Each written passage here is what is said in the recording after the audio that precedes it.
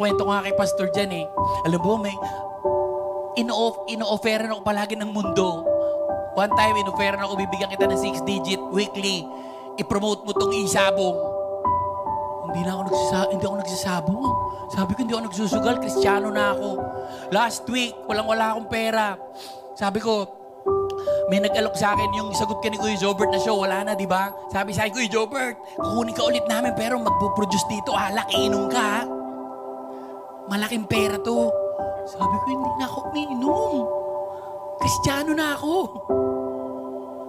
Hindi ko tinanggap. May accountability na ako sa Panginoon. Hindi na ako nabubuhay para sa sarili ko. Sabi nga, di ba, habang lumalapit ka sa Diyos, you must become greater. Tayo, wala. Maging less tayo.